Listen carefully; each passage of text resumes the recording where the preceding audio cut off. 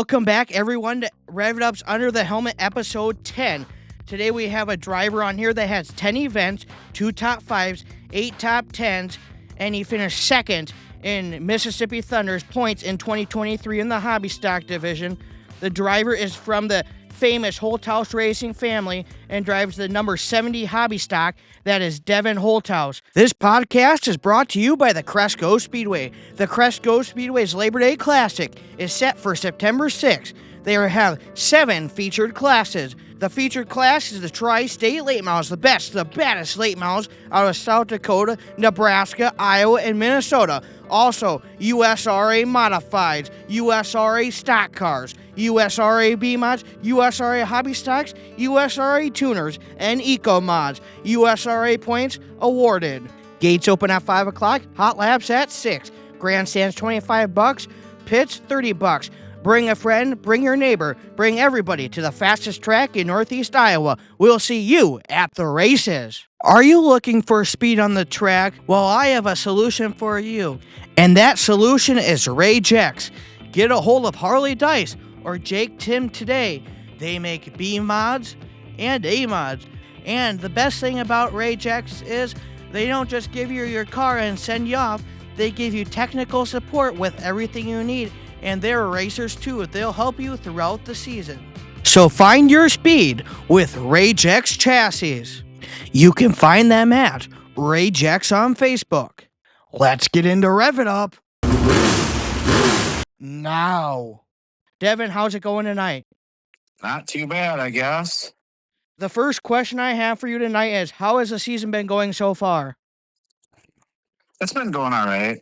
I guess I haven't raced as much as I really wanted to, but kind of work every other weekend, so it really gets in the way with that, which is all right. I guess I get to save a little bit of money, but I really get the itch to go racing on the weekends that I got to work.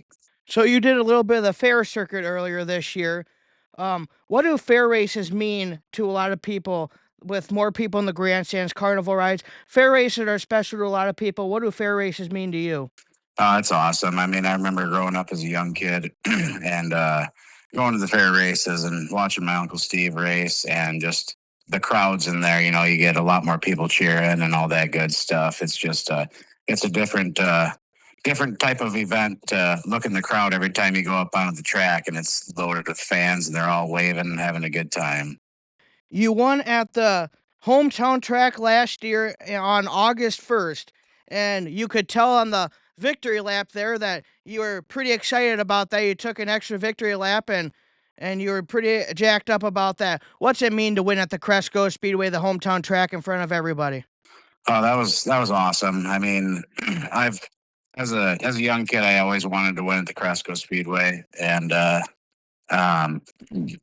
yeah, just finally being able to put on a performance and hang on to it and get that win in front of everybody. And just, I was, obviously really excited for that anyway. So when I hopped out of the car and heard all the fans screaming in the grandstands, that was a pretty cool moment. You know, I grew up watching my Uncle Steve win a lot of races there, and hearing a lot of the fans screaming and hollering, whistling. Some were booing at that time, but it's just a different type of feeling to win locally. So at local tracks, do you get more crowd that comes down to the pits afterwards? Sometimes it depends. I mean, when I first started racing the first couple of years, we had a lot more buddies and stuff that were helping us out. But yeah, you get quite a few fans that want to come and, say hi, look at the race car. You get some kids that want to come look, see driver cards and hand out stickers, stuff like that. Yeah, it all depends on what time the race gets done, too. So now we're moved back in time a little bit to July 28th, 2023. MTS, take us back to that day on July 28th of 2023 at Mississippi Thunder Speedway. So I believe that would have been the K-Town Clash, which that was a memorial for Casey Knutson. Yeah, we were able to pick up the win that night. That was actually my second feature win ever. And I was battling side by side with my cousin, Chris Hobden, who is a very, very good hobby stock driver. He's now in the stock car class, but he was obviously the guy to beat. And hobby stock that year, and I snuck a win out a couple weeks before that on July 14th, which is actually my son's second birthday. So that was pretty cool itself on the 14th there. And then a couple weeks later for the K-Town Clash, I was able to hang on to her there. And we had a hard race there at the end that night. We were kind of banging on each other a little bit coming, last few laps, but that's part of racing. And I think I edged him, maybe by a nose cone or a little bit more there. And at that point, I was the only guy to beat Chris there, that year. He was on a rail, which he usually was. So, when did you start your racing career? I started in 2019, about halfway through the season. I don't remember the exact date, but I ended up buying a race-ready hobby stock out of, I think it was Sioux City. So me and my dad drove out west one day because we seen one that seemed to be a good deal. Is $6,000, race ready out the door. Just kind of a cheaper starter car, and ended up being a pretty good car. I mean, it was competitive. I just wasn't the greatest driver at that time, but yeah, 2019 was a fun season. We had a lot of learning experiences. It was a clean car when I got it, and by the end of the season, that thing was pretty ugly. We ended up rolling it over the sixth time I ever raced in Decorah. Had a good run going, but I had no business running third, fourth place that night, and running the high side, thinking I knew what I was doing, and all of a sudden we slipped up in turn one and tried to readjust, and I smoked the wall and flipped it on its roof that night. So that was a learning experience, and it's all, it's a blast. So Where did you get your number from? A lot of people might know, but for the people who don't know, where did you get your number from? Back then, you started your career as number 7, and then you moved to 70. Where did the number change and numbers come from? So actually, the first year that I started in 2019, I kept the same original wrap that the guy had on there, and it was 37. That was the old Jerry's Pizza machine. A lot of people remember the old Jerry's Pizza car from back in the day. Kind of some jokes that we do about that. But so yeah, after that first year, we put a wrap on it, and it was actually the 7D with the letter D. Because my Uncle Steve was obviously the legendary 70 car out there, and I didn't obviously want to copy him at that point. And so we ran that, for a few years, and and then he actually retired here, so 2 years ago or whatever, and he asked me, since the 70 was open, if I would want to race it, and obviously it's been, my favorite number since I've been like, I don't know, probably 4 or 5 years old when I first started going to the races. But so yeah, I was able to do that, and it's pretty cool having that number, and and honestly, when I was racing with Steve, I miss racing with him too. Just finally being up there and being able to be side by side with him a few nights, and racing clean with them. Just it was a weird feeling, but it was pretty badass being able to race with that stud out there, and might have beat him a few times too, but he probably won't admit to that. So, being a part of the Holthaus racing family, can you say that it's in the blood to be a race car driver?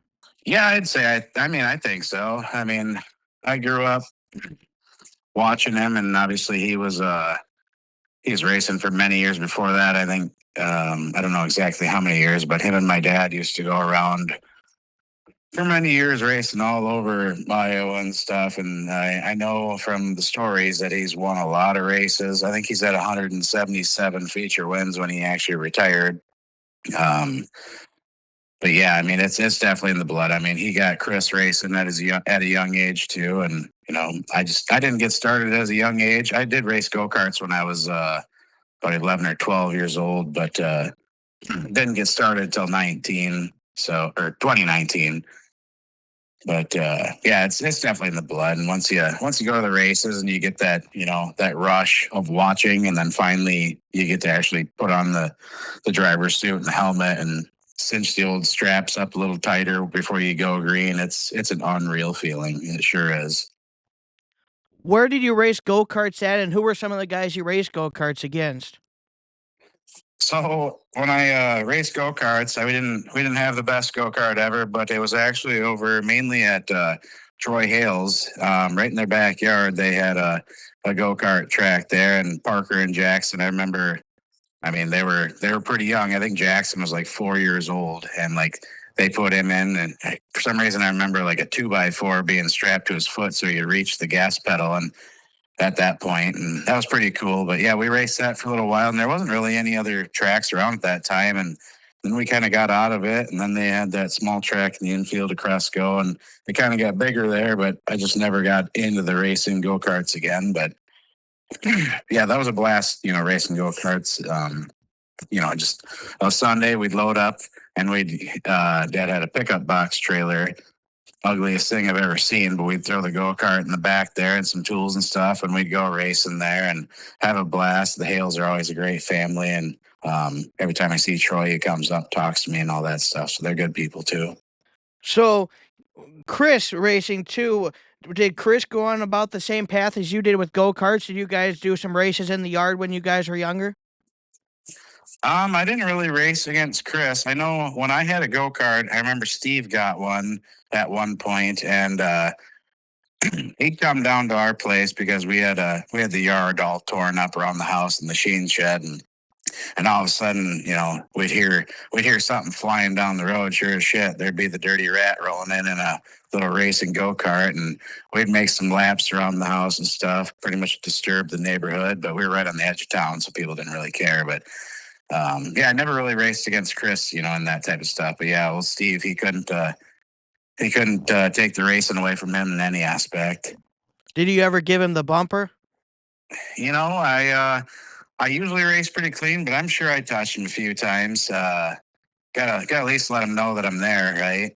Well, the next question is, what are some things that Steve has taught you that you might want to teach a young driver with some growing pains that a young driver with some growing pains might need to know to get better in their career that Steve's taught you that they might need to know? Well, I think the biggest thing is just, don't give up. I know there's tough times, and yeah, you go out there and you put a lot of hours in your car, and nobody really realizes that. You work on it all week, and then you go to race Friday night and you crinkle it up pretty bad and hot, or not in hot laps, but in the heat or something like that. And you just got to keep on going. I mean, sometimes, yeah, it sucks, but then that feeling when you actually have a good night and you move towards the front or get that feature win, like, makes it all worth it then in the long run. Just, yeah, stay committed, but obviously make sure your family and, everybody's happy as well. You got to mix in both of that. So, yeah, that's the main thing, I guess. Now, your dad, Alan, was one of the brightest crew chiefs on the Dirty Rats number 70 back in the day. Does he still put the super tune on your car? Oh yeah, he'll sure tell you that too. No, my dad's a stud. He puts in many hours helping me, and even though sometimes he might not really want to, or he might be tired or something like that, but he definitely goes, out of his way to help me and make sure I'm doing all right. And they'll come to the races with me pretty much every time.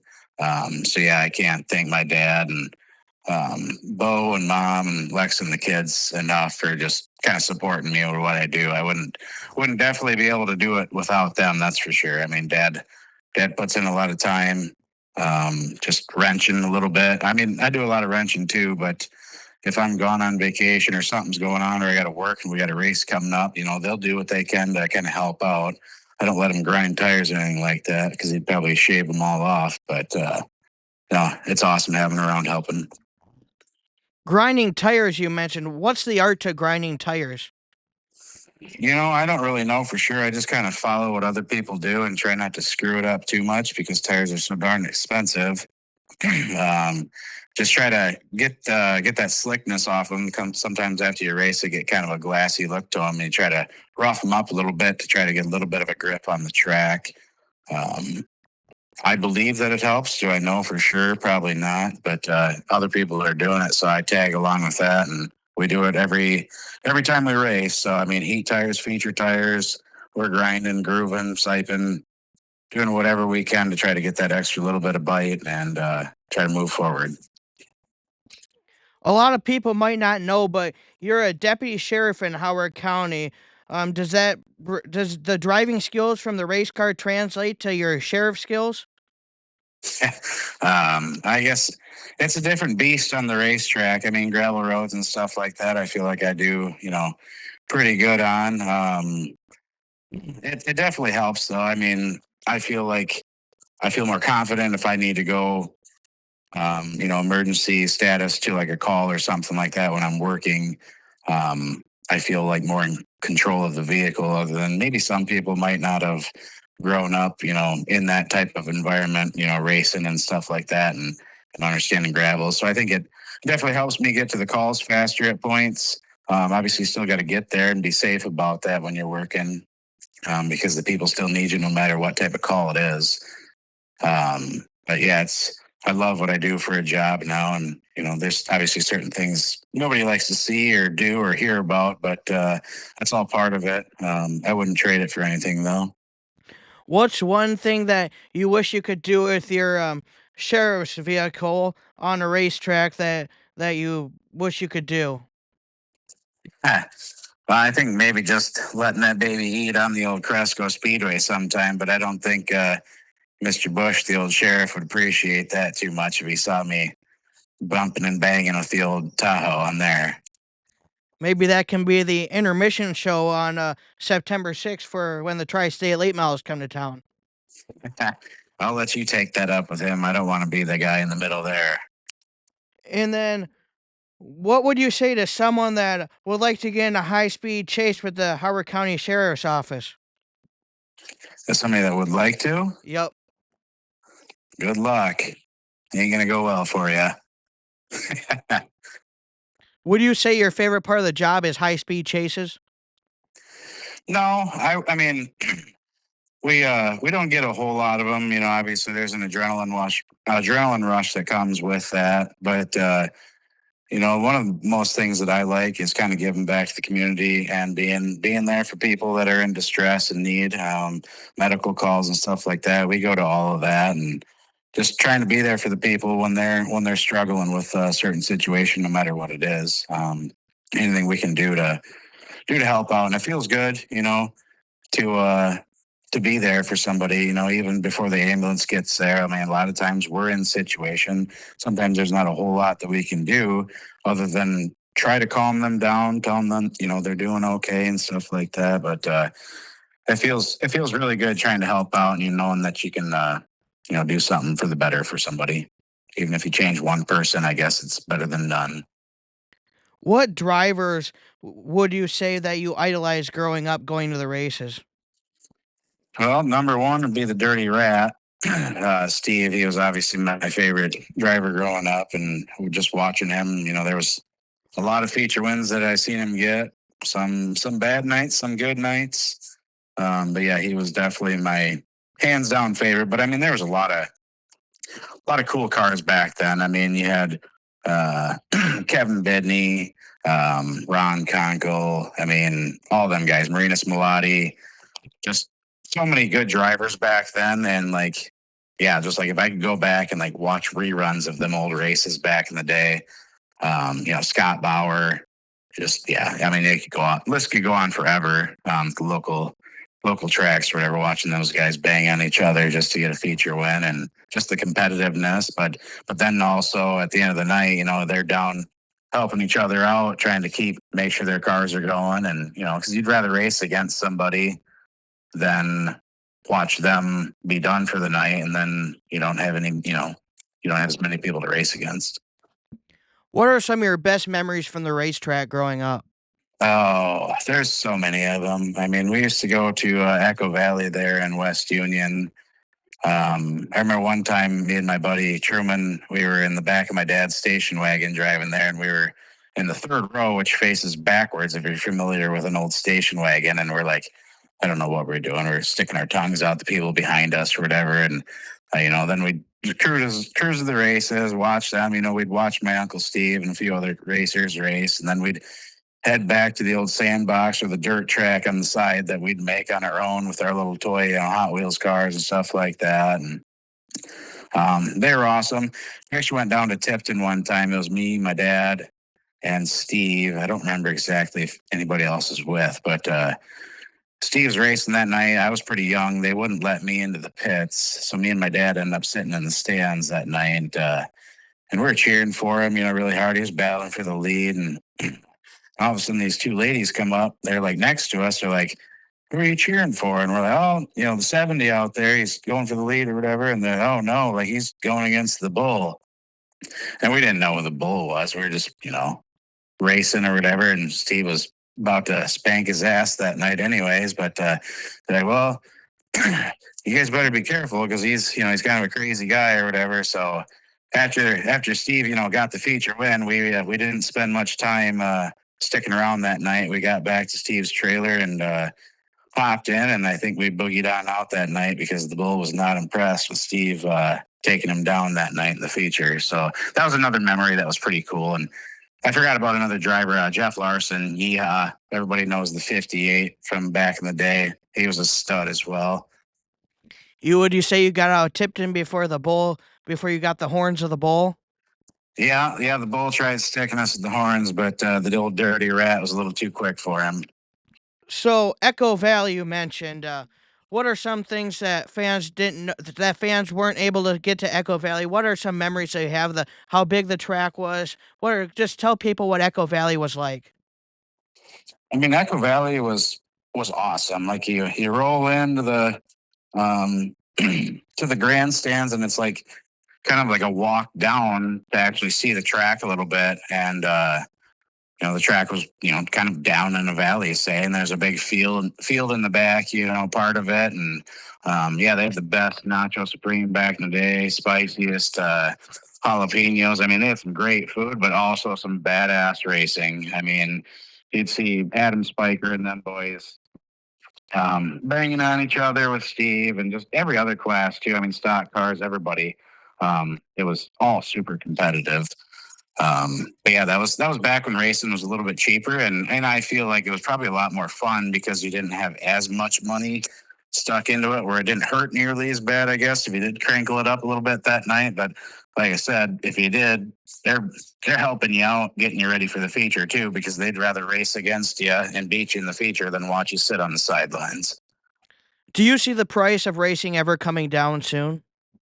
Honestly, no. I mean, it seems like nothing ever goes back down. I mean, you got price of wood, price of concrete, everything goes up and it kind of stays there.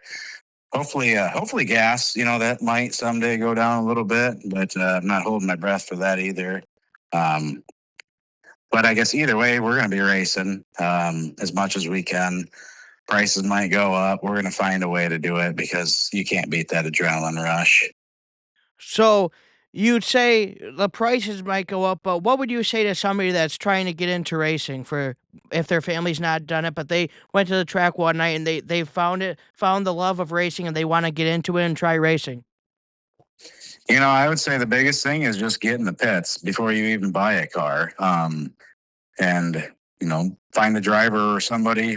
Everybody would gladly take somebody in if they want to help them out. That's for sure.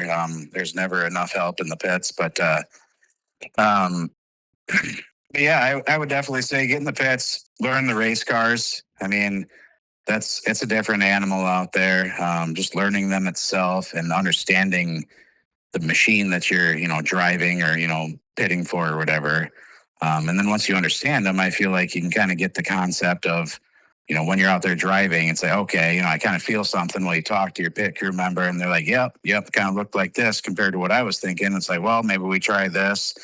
Or, you switch springs, shocks, stuff like that. I mean, there's so much that goes into it. Just kind of getting that feel for it. But start cheap. You don't have to go out there and buy the best car in the world. Like I said, I went there and I bought a $6,000 car, race ready. It was a crate engine right out of right when I first started. And I destroyed that thing a few times, mostly unintentional. But then, finally I started figuring it out and like learning how to drive these things because these hobby stocks are not easy to drive. I mean, there's no quick steer, nothing like that. We don't have all that fancy stuff. Um, and once you figure them out, then it's like, okay, we're starting to do a little bit better now. And I went for, a couple of years there and then it's like, I think I'm good enough that I need to at least upgrade a car and just kind of see if I'm competitive with the front 10 runners consistently. And I'm still not consistent up front, but I also don't race half as much of them. And I also have an older car, which is very good still. But you see them, oh, brand new chassis, brand new this and that every year. Yeah, that'd be nice, but it's pretty cool when I beat them with my older car too. What year of car is yours? So it's a 2015 Victory. The front end was redone by Adams, I think, in like 19 or something like that.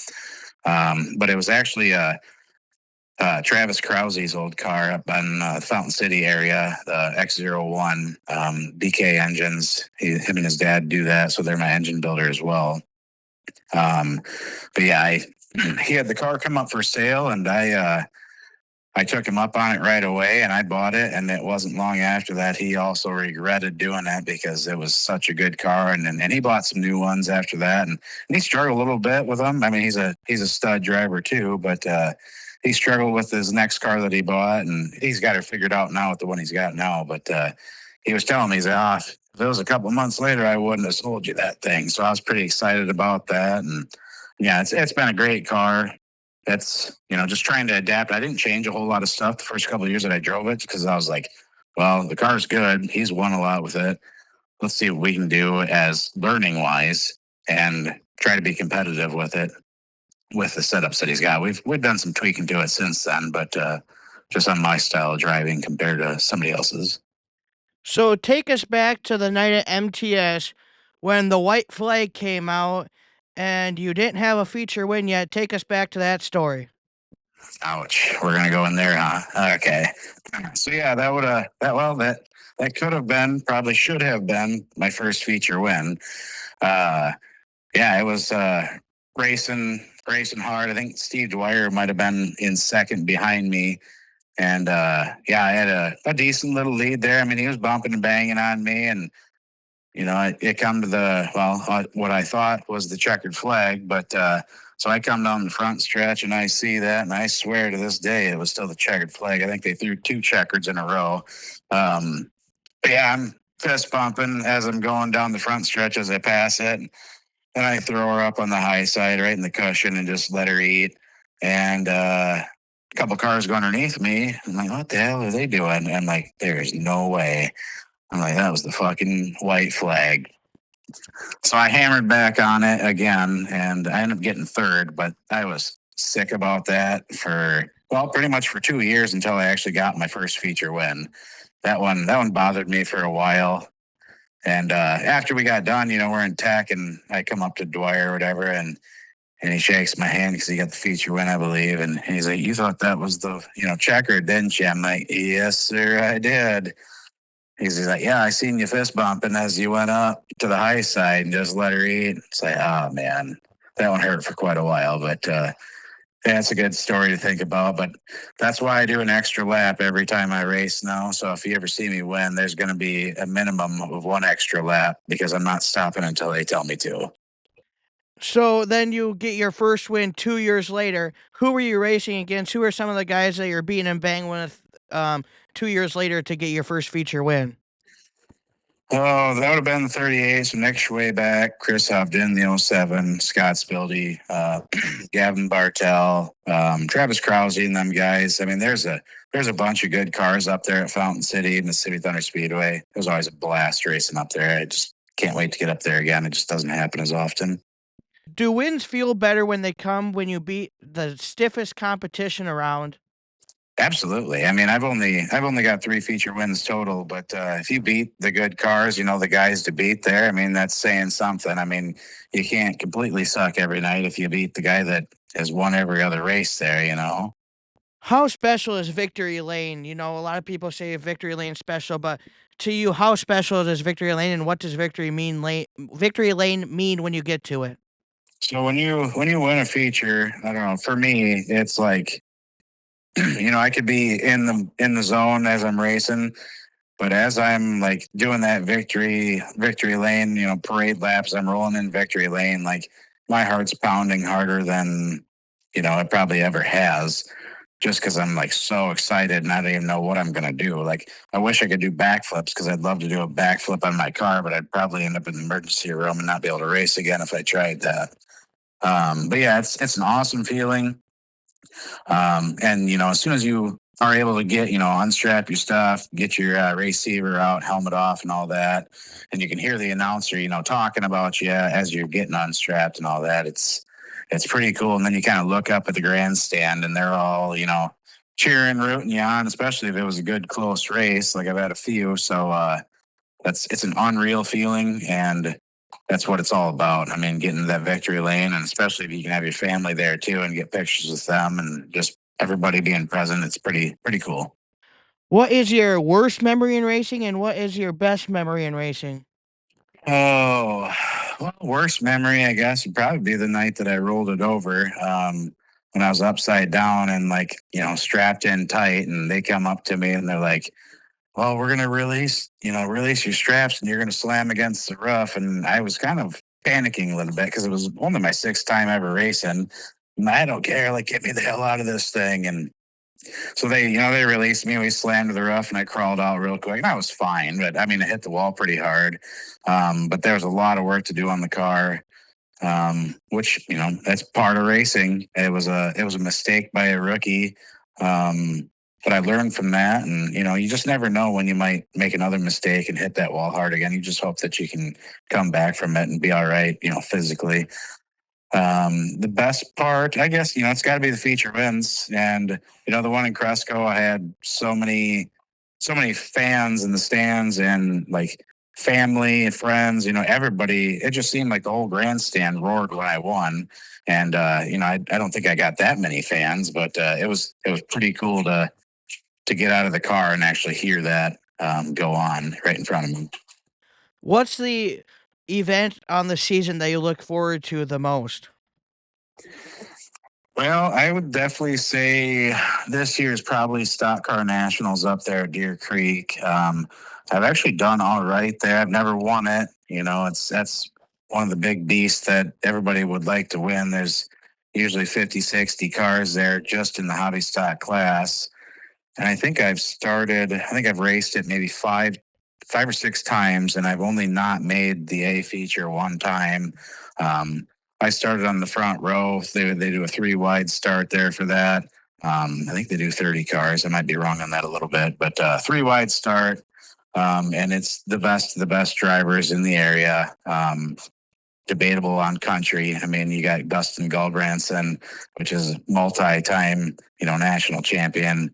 There's so many that you can name, and sometimes it's their night, sometimes it's somebody else's. And I think the best I've ever gotten was third for that, and I can't remember exactly. There was like 50 some cars total. So I mean, third place out of 50 cars, and like my car came alive with like 6 or 7 laps to go, and like I was right on second place's ass during that race too, and just couldn't quite complete it, but to get third place for me, since I started racing in 19, and most of these guys have been racing a lot longer than me, it felt pretty good.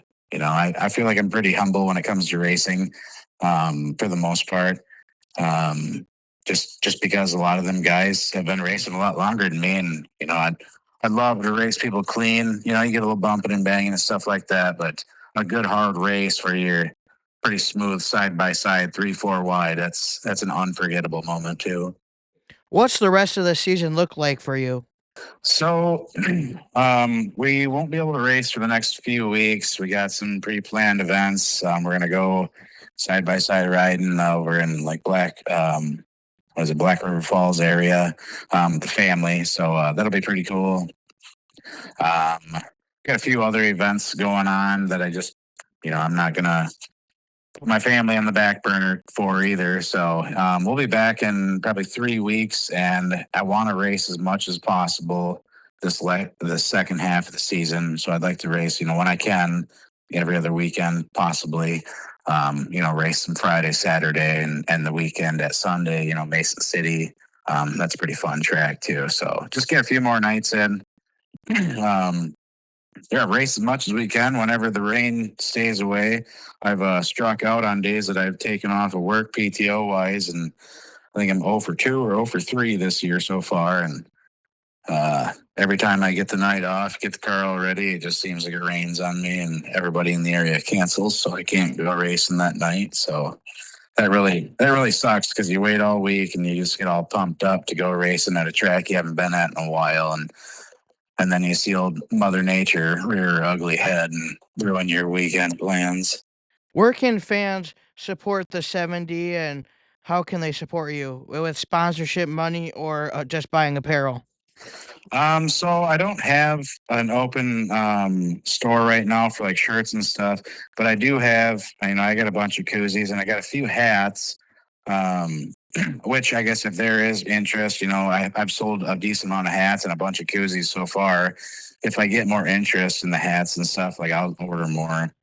I think next year we're gonna try to find ourselves a badass wrap or a look for the car that's a little different, and maybe we'll get some shirts and stuff like that done out next year, and new driver cards, stuff like that. But yeah, we wouldn't be able to do it without all the sponsors. There's no possible way I could do this on my own, and I think that's the majority of probably your smaller racers too. I mean anybody. There's no way you can't do it on your own without any sponsors.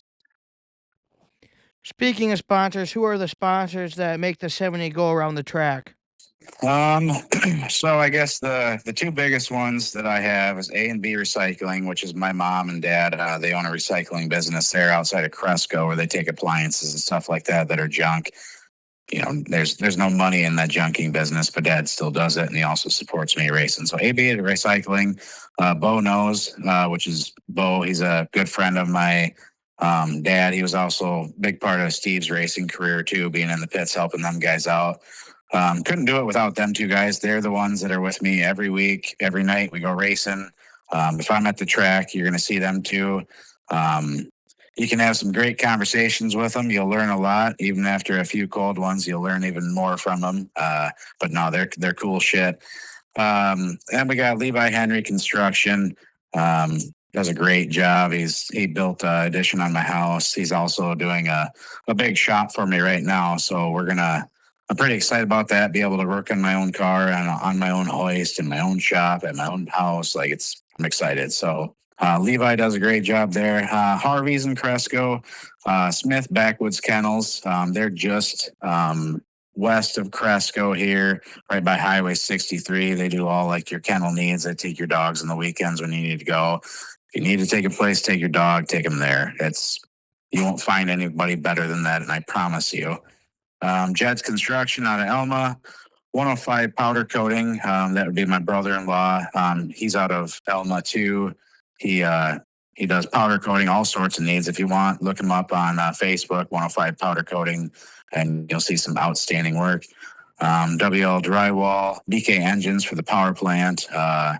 That BK engine it's a great runner. I've had, knock on wood, not many problems at all in the past, and both Brad and Travis have been outstanding working with me.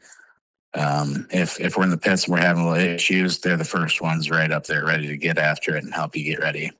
Vet and Associates, Ridgeway Lumber, Don Anderson Insurance, the place in Protivin, obviously everybody knows that. They've been there a few times. O'Brien Seed, Hodek Farms, Todd Hodek, he helps out. Lucky 7 Designs for the wrap. Head Trucking would be my father-in-law.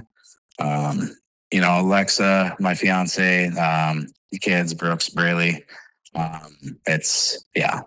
Could not do this sport and even think about it without everybody on this car. Obviously, we're always looking for more people to help out so we can do more things in the future. Maybe go down to Wheatland for some races or something in the future, but it just gets tough. And I get it. Everybody's busy with their jobs and stuff like that, and not everybody wants to help out the local racing community as much as we'd probably like it, but that's all part of it. Everybody's got their things that they're into. I'd like to see more kids in the stands. Maybe we can get more kids going to the races, do some more candy dashes, some bike raffles and stuff. Just and the big thing is like with them kids, like do them race car rides. Like I grew up and that was the most badass thing I could do was sit in the back seat of a race car as it's putzing around the track and you got 20 cars out there and you got 100 kids in these cars and they're all looking at each other thinking they're cool. And kids need that, and that's what's going to help the next generation is getting these kids involved. Instead of throw that phone in the weeds, throw the computer, laptop, whatever. Let's get these kids at the tracks, get them dirty, let them bring their little race cars, play in the dirt. Well, when they get to a certain age, they're going to be ready to go, and they're going to be like, oh, I want to race. Well, let's do it. Let's get more people racing. It might be expensive, but you can only, you only live once, right?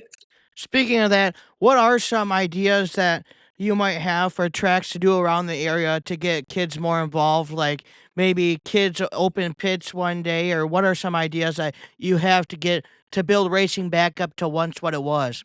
Well, it's just, it's tough overall. I mean, you could sit there and you could say a lot of things, but, in the past for Cresco, like I've asked them to do, like riding during intermission, like kids rides during intermission. We've done that, and it was, it seemed like a huge hit. There were so many kids that were hopping on race cars, and like it feels pretty cool as you're driving around. You finally get to drive around the racetrack without your helmet on, and you got a pile of kids in the car waving at the stands, and that's pretty cool to do. You got your little candy dashes, and if you get sponsors, like get a few bikes up there for kids, have kids tickets, just get the kids involved and make it cheap enough and easily, able to do. If you got a super expensive kit, entry fee or whatever for the grandstands, it's harder to get them kids there because the parents don't want to do that, and I get that. So maybe have a few cheaper nights if it's possible. I get it. You got to be able to make some sort of money to get the track going, but maybe find like a bus or something like that to get kids cruising through the pits every now and then, just to see what it's like behind the scenes. Like, yeah, my kids go to the races quite a bit and they get to see it, but most kids don't see that type of stuff. They just see the cars on the track and then they go home. Well, thank you for your time tonight, Devin, and we'll wish you luck the rest of the season. Yeah, absolutely. Thanks for having me on, man. You've listened to Rev It Up's Under the Helmet, episode 10. To keep more up to date with Rev It Up, like, subscribe, and head over to Facebook and follow Rev It Up Podcast. You've been listening to an edition of Rev It Up.